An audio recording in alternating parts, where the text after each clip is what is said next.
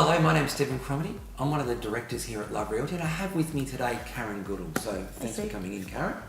Look, at Love, one of the things that we focus on doing on a day-to-day basis is picking a cause that we're getting behind, and with an emphasis and a focus on improving people's lives. So every day at Love Realty, as a group of individuals, we'd like to think that whether you work here or do business with us, that we're somehow going to improve your life, but it extends beyond that and extends to helping people in the community with things that we have the capability of helping them with. And at the moment, why Karen's here is Karen happens to be one of our team members. But, I want to ask you this question.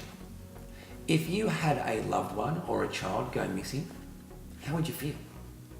If that child or loved one went to a party and never came home ever again, how would you feel and what sort of help would you want? Well, that's why Karen's here, and that's why we're talking to you, because what we've decided to do as a company is help Karen, because that's exactly what's happened to Karen. Yep. Look, I guess it's nearly 2 years that Zach's been missing, and it doesn't seem to be any closer that we're finding him. The community's been great in following Zach's Facebook page and supporting us as a family emotionally and encouraging. But now it's gone to the next step. We now need to fight harder for Zach than we have ever before, because reality's kicked in now and Zach is probably not going to be coming home. We're coming up to the 2-year anniversary of Zach being missing. On the 13th of November, it's 2 years. And we've only got 4 options. The police, when you're in this situation, only 4 things could happen. Mm-hmm. The first one is they consider him running away. Well, we know for a fact he hasn't run away.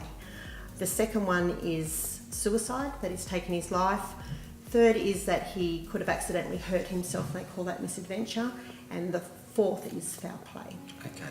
And really where you're at the moment, the only way to get the truth and to get the answer as to which option it was, or is I should say, is now through a coronial inquest. Right, okay. Yep. And ultimately that's where we want to help you, the 53 people who are working here in the business, because what we need to do for Karen to get the truth, for Karen to get the answer and the real truth, this inquiry has to happen, and it's extremely expensive. So I've said to Karen, this is a cause we want to get behind because of what I said to you at the start.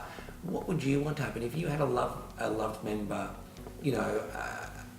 go missing and never come back? How would you feel? What sort of support would you like? Now, you'd like to think that it never happened to any of us.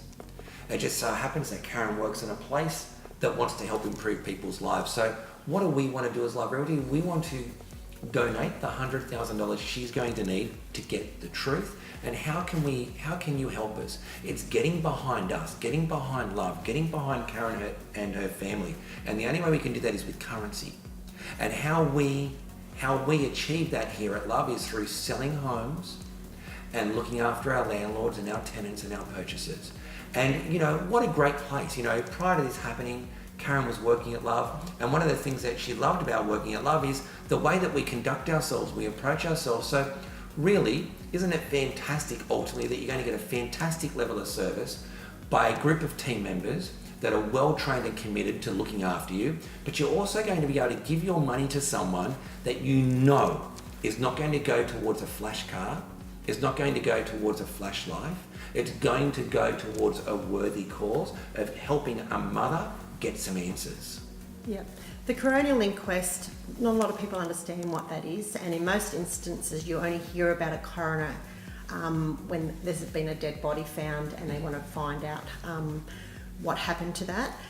It is so much more than that. The coronial inquest gives us an opportunity to really fight for Zach. We have our own personal beliefs, and it's our chance to have a barrister fighting for those beliefs and getting that point across. And our goal is that the coroner will assess all the information that will come across their table and they'll be able to say, look, something's not right here, and they'll redirect the whole investigation.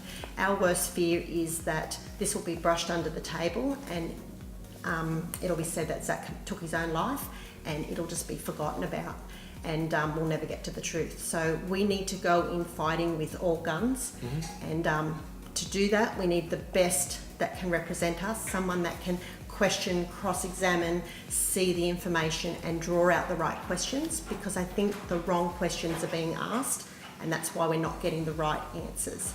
So this is the only way we can fight for Zach and give him a voice and, you know, get to the truth.